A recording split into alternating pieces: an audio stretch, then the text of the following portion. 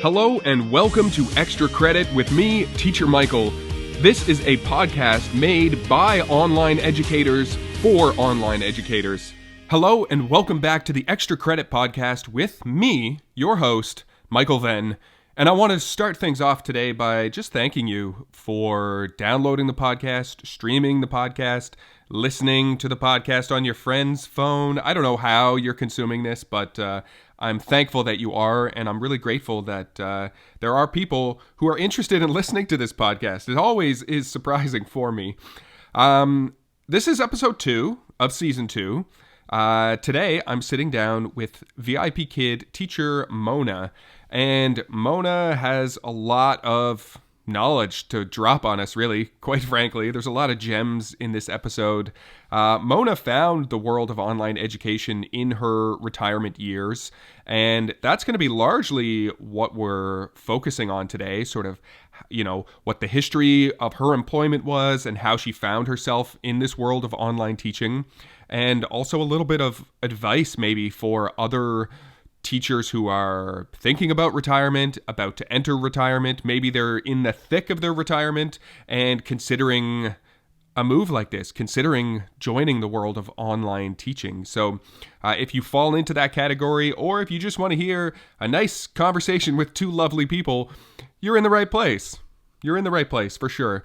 So before we get into the interview, I just want to reiterate that, one of the best ways to support this podcast, because we don't have a sponsor at the moment, the best way to really do that is to give it a review and a rating in iTunes. That kind of helps it surface to the top when people are looking for podcasts that are related to online education. And really, it is the best way to support the podcast. That is, until we get a sponsor. I'm on the lookout. So if you have any good ideas, or if you run a company or are connected to a company and you would like to sponsor this podcast, hit me up. Find me on Instagram. You can shoot me a message. I am at teacher__Michael, or you can always find me on YouTube. I'm hanging out there a lot. YouTube.com/MichaelVenn. Anyway, that's enough plugs and self-promotion for me. It's enough begging for support out there. Why don't we just get into it? This is my conversation with VIPKid teacher Mona.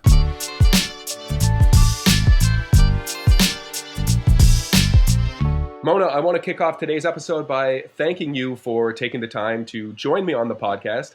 I'm super excited to talk to you. Thank you, Michael. I am excited to be here. I'd love to start things off, as I normally do on these episodes, just by getting a little bit of context as to, generally speaking, who you are and where you are in the world. My name is Mona Batchelor. I live in a tiny corner of Northwest Tennessee in a very small town. I'm fairly rural. I'm 2 hours from the two largest cities probably in Tennessee, equidistant, and I am a retired high school librarian, a mom, a wife. I have lots of wide and varied interests, but for the past year, VIPKid has probably been the concentration of most of those things. I love it. And we're going to talk a lot about online teaching and VIPKid, but I'm curious what some of those other interests are. Are you a photographer? Are you a painter? What kind of stuff do you spend your time doing? Primarily, I have a blog that, I shouldn't say I have a blog. I call myself a lapsed blogger. I am known among my friends as the hiking librarian because several years ago, my husband and I began hiking locally. We don't have big hikes in our area because we're kind of in the undulating hills part of Tennessee, but we do have some hiking near us at Land Between the Lakes at the Kentucky-Tennessee border. And then we like to go to North Carolina.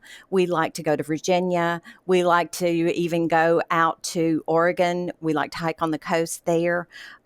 We figured out that this was something we could do together. Oftentimes we walk for hours and don't say a word, but sometimes we talk as we walk. So it's when you're in your 60s, you look for forms of exercise and entertainment that may be a little different to other people. Some people see no interest in it, but we've really enjoyed it. So hiking is a big part of what I do. Along with hiking comes photography. I do like to take pictures. I am a Canon photographer. I'm not a great one. I am strictly an amateur, but of late, rather than toting my camera, I tend to tote my phone because it's a lot easier and I have it with me. It's a lot handier and I enjoy taking pictures. And that, on the blog is primarily where I post those. Those are my two biggest interests. I love that. I'm also a Canon photographer. I'm on Team Canon. I love the Canon cameras, but you're absolutely right. The camera that I take most of my photos with is my iPhone. And I've heard other photographers say the best camera is the one that you have with you, and that's the one that I always have with me. Absolutely. Absolutely. It's just, it's always there. And once I ventured into a little bit better telephone, or telephone, does anybody call them that anymore? iPhone. Phone, yeah. I think of the rotary dial phone. Yes, I did grow up in that era. But once I ventured into a little bit better iPhone, the photography kind of moved along with that, and I found that my other camera stayed at home more than on my side. Right. So I think we are going to get into some technology chat later on, because one of the things that I found fascinating about coming across you on Instagram, and then also having, met briefly in person at the Journey conference, is that I don't see a lot of retired teachers who are embracing, social media, finding jobs online, and that sort of thing. So I wondered if you could talk to us a little bit about sort of how this, online teaching job came into your life in your retirement years. Absolutely. Of course, being a librarian in a high school, in a small school, a rural school, you don't have many technology specialists. And I've always been just a tad geeky. Since technology came into our world, I've been on the internet. We have always tried to have computers, had an Apple IIe. I don't know if any of you remember that computer or not, but it's kind of a square monster. We had one of those back in the day. But I've always been fairly literate with computers, and also my mother said she could never keep an ink pen because I would tear it apart to see how it worked. So I've always been pretty good at fixing things and at figuring things out. So technology is not foreign to me, and I'm not afraid of it. I jump into technology. As a librarian, I have a huge circle of friends who are the same. And I happened to be at a conference last summer, and one of those friends, I heard her talking about teaching online. And I knew retirement was in my future. I knew that this past spring was going to be the time. And I thought, okay. So I talked to her, and she said, yes, I've been doing it for however many months she had at the time. She showed me the app, and that was all very attractive to me because I've been on social media for a long time. And I was very interested in that. And I came home, I got online, I filled out the application, and the next week I was doing mock interviews and and mock classes, and I got hired. And I first thought I'll get hired, and then I'll wait until I'm ready to retire, maybe next January, which would have been this past January. I'll start trying to get a class then. I thought, what am I waiting for?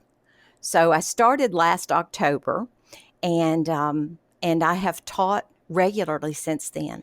I love that. And that's such a great question that you just asked at the end there. What am I waiting for? I think a lot of people sometimes are waiting for something. I don't know what it is, like for their classroom to be perfect, or to get a new webcam, or until they feel completely comfortable. And that often doesn't come until you actually start doing it. So I wonder, from your perspective, like, how did your comfort level with teaching online, how did that evolve in the first couple of months as you started getting into this? Well, I think a classroom is a big part of this, and people often avoid the whole aspect of putting together a classroom. I like that kind of thing, and I have to backtrack a little bit and tell you I was a theater major, so this gives me an opportunity to perform every day. So I was excited about that aspect of it. I put together a classroom. My start was in a closet downstairs, and I thought, okay, this will work. I can close the doors over this every day and leave it behind me. And it wasn't long until I evolved to moving upstairs into our son's bedroom, where he's grown now, but into that room, and it became my teaching studio. If you wait until things are perfect, I think in life in general, you'll never do anything. I think it's so important just grab hold and go and try, because until you try, you don't know. I love that. I love that approach in teaching, and I love that approach in life. So that's amazing. I like hearing that. Now, when you first started, was your friend like your referring teacher, your mentor? Did you have any help externally when you first started? She was not.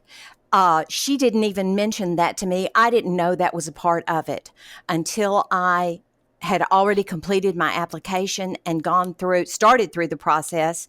And by that point, I had started watching videos, and I watched Nancy, and I watched Tina, and I watched Jennifer, and I watched any bit of information.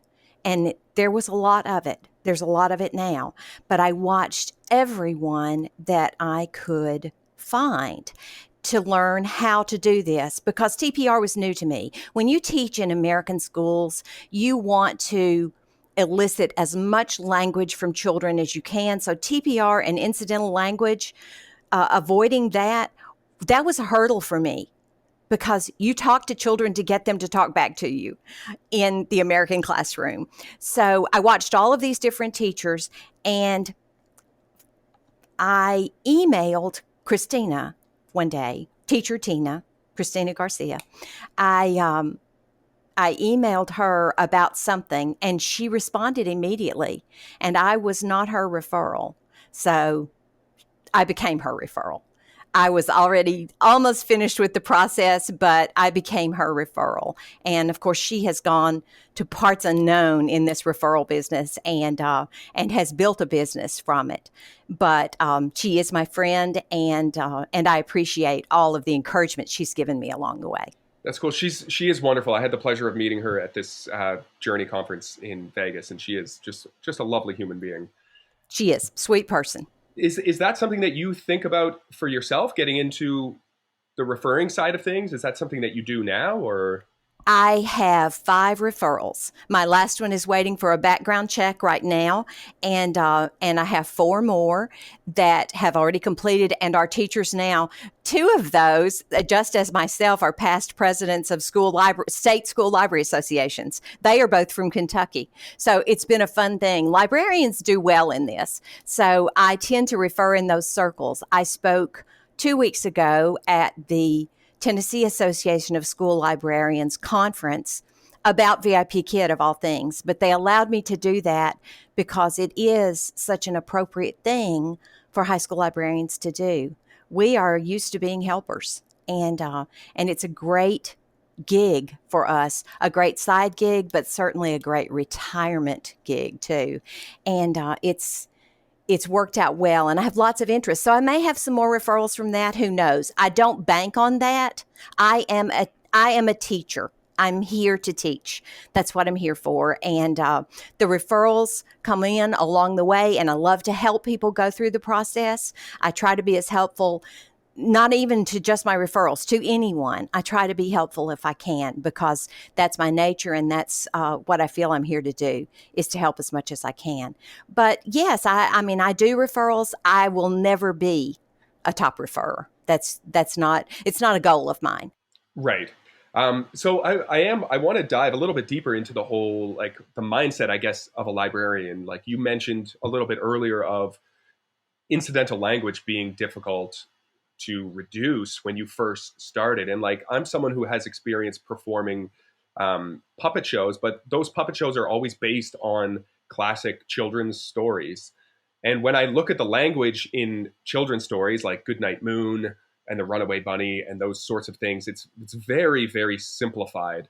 So I wonder if your knowledge of books, maybe of children's literature, if that helped you in your approach to reducing incidental language, or is there anything else that you've learned from being a librarian just in general that has helped you in the class? I do think that that's one thing that did help me finally, once I wrapped my head around the fact that I could not be my true Southern spirit and just yak on about everything with every student, that the program insisted that I pare that back.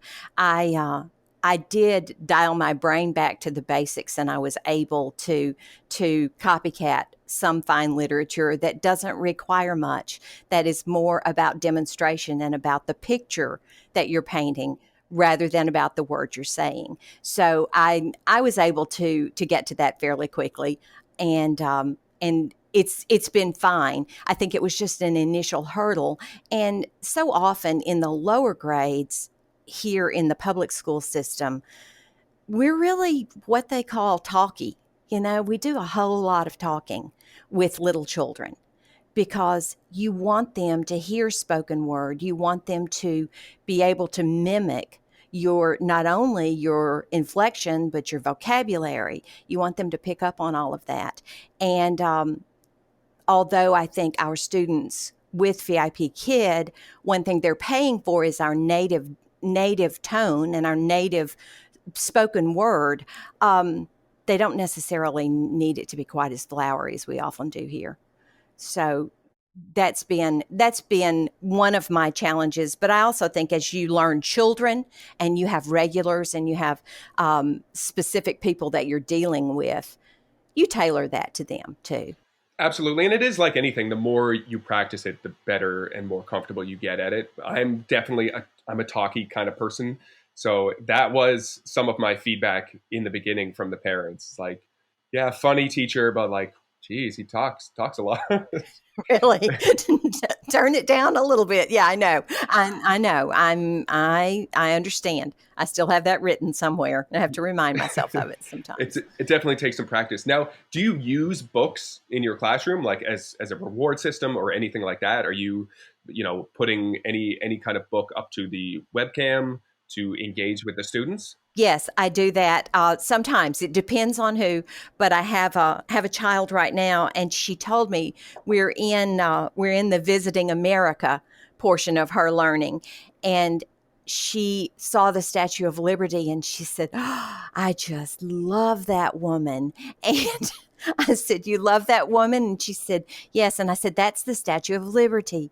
She said, "Wow." I said, "We call her Lady Liberty." Well, a week or so after that, I was in a store and happened to see a little golden book. I don't know if you remember little golden books, but I found a little golden book of the history of the Statue of Liberty. So that is her current reward system. It's too much to get through in one class time, but that's what we're working our way through right now. And actually, I'm learning some things about the Statue of Liberty that I didn't know. So it's been kind of an experience for both of us. But yes, I love to use books. I used a book during Mid Autumn Festival. I I bought a book. A Big Moon Cake for Little Star is the name of it, and I used that for a reward system during Mid Autumn Festival. It was fun. They like books and they like to be read to. I think all children do. It's so true. It's like it is a great reward system for anyone who's struggling. And I've had some experience. I have a copy of Goodnight Moon in Mandarin that I got when I was in China. Oh, do you really? Yeah. So what I do as a reward is I'll show them the book. I'll have them read it in Chinese and then translate it back to me. And because I've heard it enough and I've performed it enough and I've read it enough. I know when the translations are pretty much accurate or not. So that's a fun little thing that I like doing with the kids, and it reminds me now, like I haven't done it in a while. Maybe I'll start bringing it back for next week. And I may steal it because that was, I have one son who is grown, but that was his favorite book. And how many times I didn't have to read the words because we went through the book so many times that he would read the book to me at the end. So I think that's very important. But that book is near and dear to me. It's right here somewhere, not far from where I am. So I may try that too. I may get a copy in Mandarin at some point too. Great idea. Thank you. Well, thank you. Let me know if you do that. I would love to hear the response from the kids. Sure. I would love to talk a little bit about some of the conferences. You've been to the Journey conference in Vegas. Is that correct? Yes. Yes. I was there. Are you going to DC as well? I am. I am. I'm a little bit of a conference nut because of my library history. Because of offices I held with the State Library Association and with the National School Library Association, I was required to attend lots of conferences, and they're a different animal, but I also think they're a wonderful place to meet people, like-minded people. So conferences are kind of a thing I enjoy. So yes, I am going to DC. I'm actually going to DC with a friend, an online friend that I've met through VIPKid, and she only lives about 30 miles from me. So it's pretty exciting that we're going to take this trip together. But I think you get to know people fairly well on the internet. Sometimes it can work. It can work out poorly sometimes, but you can. You can pretty if you're any judge of character, you usually can do fairly well. And I feel very comfortable. I agree, and that's so awesome. So, what are you looking forward to most about the conference in DC? I'll tell you one thing that was so impressive and so exciting to me. Well, let me backtrack and say I love this company, okay? I from the beginning have felt that it's a very special thing to be a part of a huge baby company as we are. And I think if we all stay with it, that will become more apparent down the road. But to follow in Las Vegas, I forgot which place I was going to. In Las Vegas, I was so surprised by how accessible these people were. Frankly, I was surprised by how accessible people such as yourself and Christina and our friends. So I knew I would have access to her. But all of these people who are brand ambassadors, in many professions, you would consider yourself celebrities and be a little bit above everyone else. But I don't find that with this company, but also with the people from corporate, both in San Francisco and in Beijing. I don't feel that way. I feel everyone is very accessible. I was fortunate enough to get my name on. I was just standing in a line, and a young lady came up and said, "Would you like to come to a focus group?" And I said, "Sure."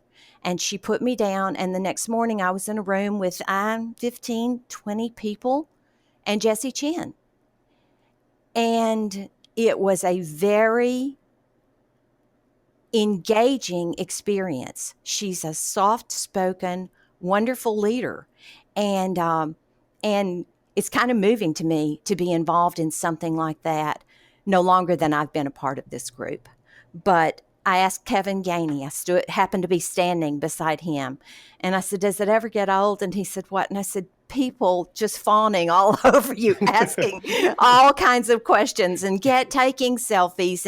And he said, "No, it's just part of it." And he said, "It really doesn't." And I thought, well, you're quite a gentleman to feel that way, because I think most of us would get tired of our space being invaded after a while, but they don't seem that way. Philippe and Eric both. I did the what did they call it? Speed meeting, like speed dating. That was such a wonderful experience, and I felt as if things we were saying to these people in this momentary experience, this little 5-minute session, were making an impact. Mm-hmm. And you don't always get to do that with a big corporation. So I think you're missing out if you don't partake of this conference experience. I'm not saying you have to be like me and go every time, but that's just kind of my nature, because I kind of thrive on that situation and being in that room. I can look back at the videotape now from Journey in Las Vegas and kind of get verklempt, because it was quite moving at many points. I agree. I couldn't agree more. Yeah, and so I really enjoyed it. I love it. I'm looking forward to DC. I think it will be another fun experience. I'm amazed that they pack as much as they do into a day, that they feed us as well as they feed us for what I consider relatively small dollars. Because I've paid a whole lot more to go to a conference where I wasn't catered to nearly as well as I am at these conferences. So maybe you could talk to me about the conference, some of the conferences that you've been invited to speak about VIP Kid. Like how does that work? This was the first, and I'd not done this before. This was the first. I had retired. I was going to this conference. I've been president of this organization. I've been involved in it for many years, and I was going to it for the first time as a retired school librarian, which is kind of a different feeling. Because you're usually in the thick of it, in the thick of the school year starting. I had not done that this year, so it was quite different for me. And I did not know, frankly, when I submitted a proposal to speak at this conference, number one, didn't know if I'd get accepted. And because some people don't understand this, and they look at that, they might look at that and think, well, that's a huge money-making opportunity.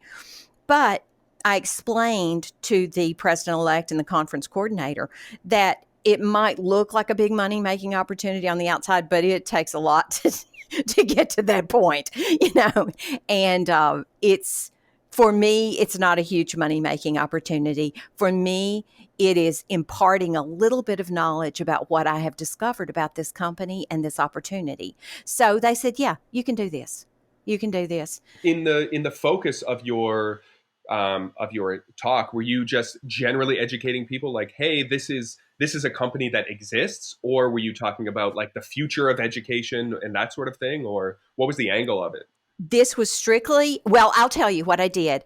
I have also spoken to local civic clubs. I've spoken to the Rotary Club because they are so interested that I go to China every morning. They think that is an amazing thing. They're big into education. Rotary International is, that's one of their tenets is education. They support our schools here, but they asked me to come speak. So I took my presentation I had given to Rotary, which was basically the history of the company, starting with Cindy Me going to work with her uncle to teach English in Beijing. So I started there, and I went through the climb of the company and the increase in students and the increase in teachers to where we are today. And then I used Zach Ditchwald's Young China. I brought that up to the Rotarians, and they were very impressed by things he had to say.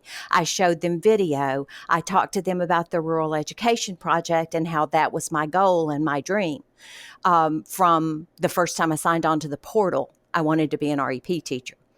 And I took that same presentation, and then I added some emphasis based on the students and what my experience is with the students. And I didn't divulge anything as far as curriculum or anything proprietary in this presentation. But these people deal with students every day. So I knew the student aspect would be important to them. So I added to that same presentation, and they scheduled me at 8:00 on a Monday morning, and I thought, I will have 0 people at this session. But we probably had 25 or 30, and we had the best time. And so many people were so interested because they're looking for a retirement career, or they're looking for a side job to pay for college, or to pay for a car, or to pay medical expenses. The standard stories that we hear all the time, but that's where people are in this world. So it was kind of eye-opening for me, and it also was very motivational for me to share my experience and have it bounce back to me how great they thought it was. Mm-hmm. It makes me appreciate it that much more. Absolutely. And that was just 2 weeks ago. It was delightful, and I hope I get to do more of that. I would love to, but even if I don't, I know I will do more civic opportunities here locally, because I've already had people call me and want to arrange time to do that. So it's just kind of like sharing the word, because people really don't understand it. Mm-hmm. That's so true. And so what is the response that you get from people who are in the educational world? Like, is there a feeling of, the establishment being threatened? Are people, do they seem excited about this as a viable opportunity to teach and to continue teaching beyond the brick and mortar classroom? Like, what's the general vibe that you get from people? People are very excited about it. They are. Teachers are super excited about it. Administrators are excited about it too. I don't know how many administrators have come to me and said, I wish we had this the other way. And I said, but we do. Hang on. Be patient. Be patient. Chicago has started that with VIP Teach. Chicago started that last year. That was Journey Chicago is when that was introduced. And as far as I know, that program is ongoing, and children in the public school system in Chicago are being taught Chinese, I think. Don't quote me on that, but I think that's right. And I think you are right. And the way I understand Cindy Mee when I hear her talk is that is her mission, is for this to be a reciprocal thing. Lingo bus, we hear about lingo bus all the time. And if I had any littles in my world, they would be involved in lingo bus, but I'm afraid I'm not going to pass for a 6-year-old. So I don't really have any way to utilize that at the time, but I would love to see a school system like my own in a little town of 5,000 people. I would love to see the children at an early age be exposed to something like this. I think it would be fantastic. I agree so much. And I wonder, have you reached your personal goal of becoming a rural education project teacher? I taught my 3rd class last night. No way. Yeah. Yeah. How was it? How's it going? Oh, Michael, it's wonderful. It is wonderful. It's quite a different animal than our regular daily classes are, but it is absolutely wonderful. It's very exciting. It's very, I don't know how to put it. It's very engaging because these children look at you as if you're something different. It's so funny to watch them engage with the teacher, and they smile, and occasionally I'll grab a screenshot just because I think I have to capture that little bit of happiness so I can look back at it. But we sing and we play and I call them up. It's so sweet because they give most of them an English name, and then they're divided into groups, and I'll say, Lucy, Lucy, Lucy, and they don't know who Lucy is. Right. They're like, am I Lucy or are you Lucy? Yeah, so I've been Lucy for like 9 minutes here. Right, I forgot exactly. my name. I forgot I'm Lucy. So I'll hold a little card up to the camera, and they all gather around to see what the characters say. And then they say, and they know who it is. But those children will then come up, and I'll ask them to repeat something that I've said. And they get so excited, and they're so happy that they're speaking English. And the teachers are so gracious. They're so warm. And I've connected with some of them. And I've taught 3 classes so far. And it's exactly what I expected it to be. That's amazing. And just for the benefit of any teachers listening who don't necessarily know what the Rural Education Project is, it's basically, instead of our regular one-on-one classes, it's 1-to-1 class, right? So you're teaching you to like maybe 20 or 30 kids. Is that right? Yes, it's 1-to-many, and it occurs during their school day. They are at school. Usually this one last night was first thing in the morning. They had just gotten to school, and it was the first thing in the morning, and they're in their regular classroom, and it's just pretty sweet. It's pretty sweet. Yeah, it's pretty exciting. Is this something that you ever thought that you would be doing in your retirement? Not necessarily teaching online, but was your goal always to find some sort of work in your retirement years, or how did that happen? I wanted to find something, and I'll tell you why. I'm not that old, but my husband is not ready to retire yet. So I knew I would not want to just stay at home all the time. I knew I'd have to do something. So I did want to find something. I had considered all kinds of things. I would mention retail, and he would say, Mother, you don't want to work retail, But I mentioned all kinds of things that I might do. And my mother always said you can do anything you want. And when this came along, it was almost an epiphany. It was as if I'd found it. I knew from the moment that librarian scrolled that booking screen on her phone in front of my face, I thought, I want that. I want one of those. I want that. And I had it before too long. Now, when I started, it took me 32 days to get my first booking. I'm old and gray haired, and I don't get the same attention that a pretty young blonde gets on the portal. Okay. It took me 32 days. But pretty soon after that, I began to get regulars. And now I have children who are like family. And it's, maybe it's not so good to get so attached. But I'm not one of those that if they miss a class, I think, oh no, what have I done? I don't do that because these people know me and I know them, and they send me family vacation pictures and chat with me and do all kinds of things. So I don't necessarily feel that way. I don't panic over it because life is life. And I am old enough to realize that someone may go out of your life. We all have that. The older you get, the more you realize that it's kind of a cycle. People come into your lives and they go out. That's part of it. So I don't feel that sort of relationship to these people, but I do feel a closeness to them. And you're very vested in their education too. There is nothing quite so thrilling as to watch a child absolutely grow and learn. In the United States, in the public system, we might have them one grade, and then we see them when they graduate from high school with honors and think, I had a part in that. I was a part of that. But with this, it's day after day, week after week, month after month that they sit in front of you and you struggle with how to say TH. And you push them over those hurdles. You nudge them, give them a little elbow and get them over those hurdles. And they become this child that you mark a sentence and they just spiel it off. And it's pretty exciting.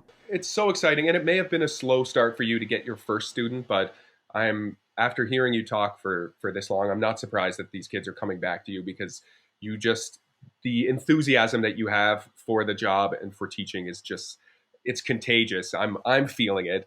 And I wonder, is that something you've always had?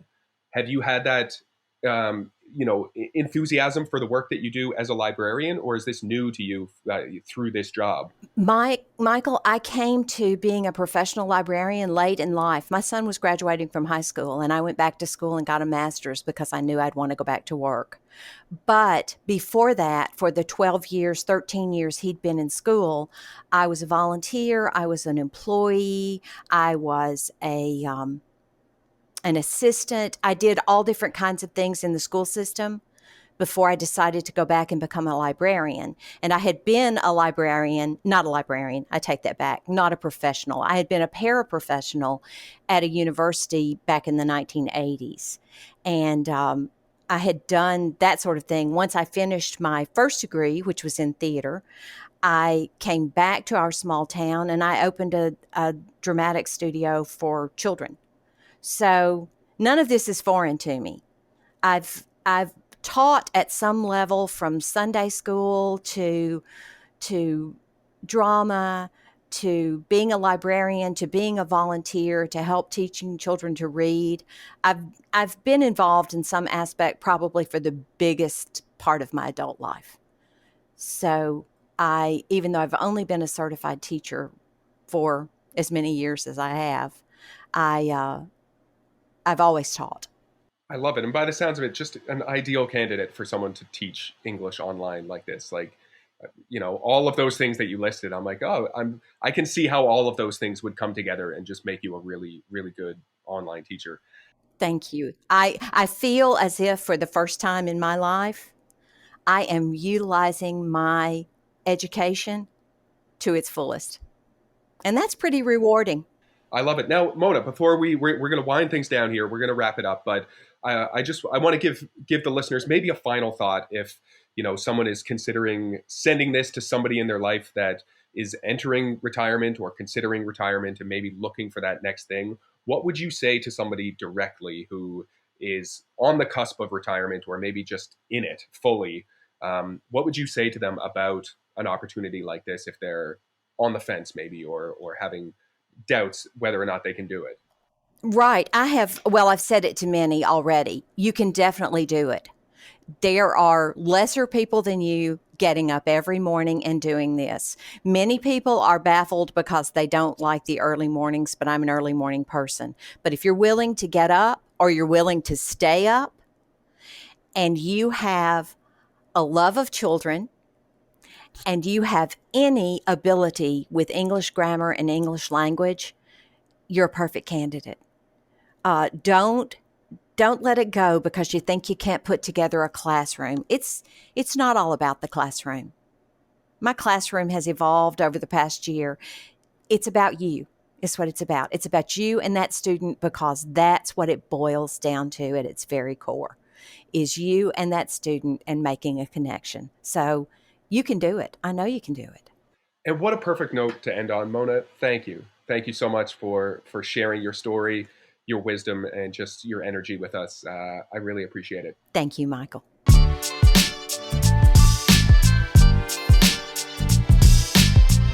And that is the end of episode 2. Thank you all so much for sticking around, if you have stuck around. And thank you especially to Mona for taking the time to have a little conversation and share some of her VIPKid experiences with us. What a sweet person. Just a lovely, lovely human being, and I had a really good time chatting with her. And I hope some of you got that opportunity. This past weekend, as far as I understand, was VIPKid Journey. And sadly, I could not be there, but as Mona mentioned in the episode, she was there. So I hope you had a chance to shake her hand, give her a hug, say hi, take a selfie, all of that kind of fun stuff. That's it for me. I'm going to sign off here. Thank you all so much for listening. As always, you can find me on the internet, mostly on Instagram and YouTube. You can find me on Instagram at teacher__Michael and my YouTube channel, youtube.com/MichaelVenn. Thank you all so much for listening, and until next week's episode, have fun teaching. See ya!